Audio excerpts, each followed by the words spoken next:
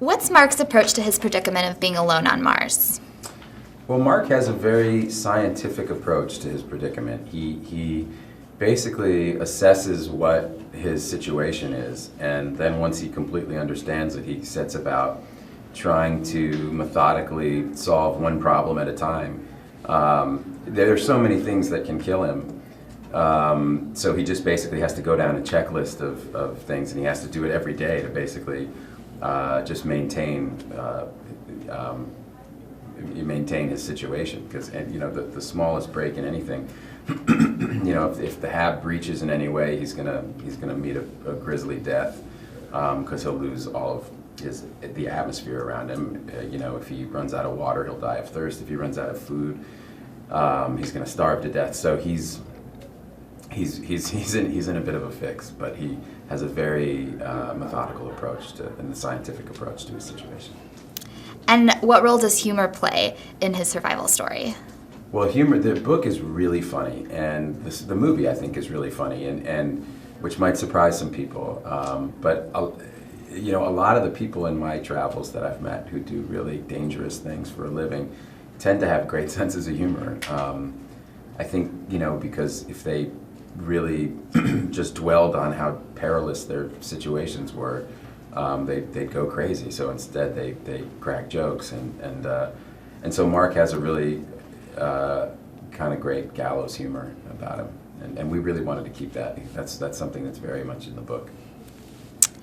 Many kids dream of becoming an astronaut. Was that a childhood dream of yours, or is it now? I played at being an astronaut a little bit, but no, I'm not like. I think you need to have really kind of a hardcore pioneering spirit. I think astronauts are the same people who were explorers 500 years ago and jumping on ships and sailing to faraway lands and courting death and pushing the envelope for all of humanity, and thank God there are people like that, because that's how we grow and expand, and that's how eventually we'll get some of the species off of planet Earth and someplace else. How did you prepare for this role? Well, the worry, the risk for me was doing all these scenes by myself and not having a scene partner for a lot of the movie. So Ridley and I sat down and really kind of combed through the script moment to moment, and really kind of designed a plan of attack for the whole thing. So it was a lot of meetings with him, and we just kind of didn't want to leave anything to chance. What was the most challenging scene that you had to shoot? The most challenging scene, with Ridley, there's not really that much, he makes it pretty easy. I mean, I could see, at the end we went to Jordan and in the desert and shot all of our exteriors, it was so beautiful there. But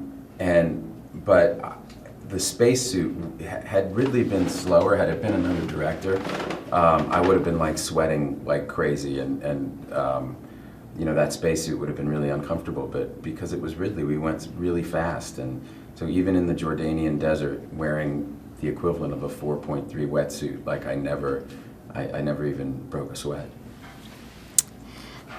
And Mark is stranded with several forms of entertainment that his crewmates have left behind, like Happy Days and disco music. What would you bring with you to Mars if you had to go?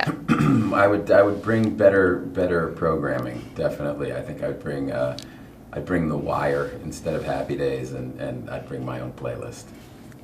Thank you so much. All right, thanks.